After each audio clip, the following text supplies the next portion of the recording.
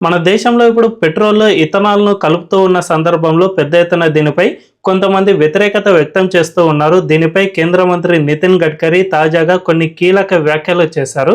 అదేమిటంటే ప్రపంచంలో బ్రెజిల్ అనే దేశంలో 1949 నుంచే ఈ ఇథనాల్ బ్లెండెడ్ పెట్రోల్‌ను ఉపయోగిస్తూ ఉన్నారు. అప్పటి నుంచి ఇప్పటి వరకు ఆ దేశంలో ఒక్క సమస్య కూడా రాలేదు. ఆ దేశంలో ఆడి, BMW పాటు టొయోటా ఇలాంటి అన్ని కంపెనీల కార్లు అక్కడ పనిచేస్తూ ఉన్నాయి. చాలా మంచిగానే తిరుగుతూ ఉన్నాయి.